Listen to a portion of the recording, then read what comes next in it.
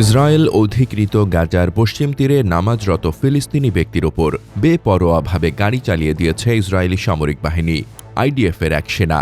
এরই মাঝে ভাইরাল হয়ে ছড়িয়ে পড়েছে রোমহর্ষক ওই ঘটনার ভিডিও।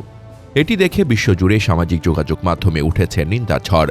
তীব্র সমালোচনার মুখে আইডিএফ ঘটনার সত্যতা নিশ্চিত করে অভিযুক্ত সেনাকে দায়িত্ব থেকে সাময়িক অব্যাহতি দিয়েছে বলে জানা গেছে। সামাজিক যোগাযোগ মাধ্যমে ছড়িয়ে পড়া ভিডিওতে দেখা যায় পিঠে রাইফেল ঝোলানো এক ব্যক্তি সিভিল পোশাকে একটি এটিভি চালিয়ে এসে নামাজরত ফিলিস্তিনি ব্যক্তিকে সজোরে ধাক্কা দেয়। এতে ওই ব্যক্তি মাটিতে লুটিয়ে পড়েন। এরপর ওই সেনা সদস্য চিৎকার করে তাকে ওই এলাকা ছেড়ে চলে যাওয়ার নির্দেশ দেয়। ভয়াবহ অভিজ্ঞতার শিকার ওই ফিলিস্তিনিকে ঘটনার পর হাসপাতালে নেওয়া হয়। বর্তমানে তিনি বাড়িতে থাকলেও তার দুই পায়ে জখম ও প্রচণ্ড ব্যথা রয়েছে বলে জানিয়েছে পরিবার।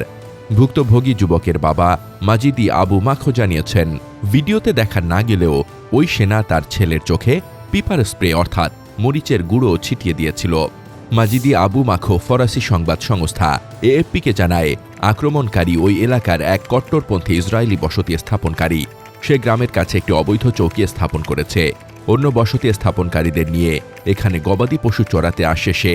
রাস্তা অবরোধ করে এবং গ্রামবাসীদের নানাভাবে হুমকি ধমকি দেয়। এদিকে আইডিএফ এক বিবৃতিতে জানিয়েছে, অভিযুক্ত ব্যক্তি একজন রিজার্ভ সেনা। ঘটনার পরপরই তাকে সামরিক দায়িত্ব থেকে সাময়িক অব্যাহতি দেওয়া হয়েছে। এছাড়া ক্ষমতার অপব্যবহার ও শৃঙ্খলা ভঙ্গের দায়ে তার কাছে থাকা সরকারি অস্ত্র বাজেয়াপ্ত করা হয়েছে। দ্য টাইমস অব ইসরায়েলের প্রতিবেদনে বলা হয়েছে, ওই সেনাকে এরই মাঝে গ্রেপ্তার করা হয়েছে। বর্তমানে সে গৃহবন্দী। এর আগে ওই সেনা পশ্চিম তীরের একটি গ্রামে গুলিবর্ষণ করে বলে অভিযোগ রয়েছে।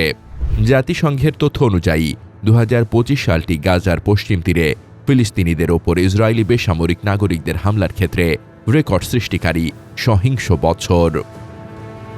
News desk, দতিয়াল।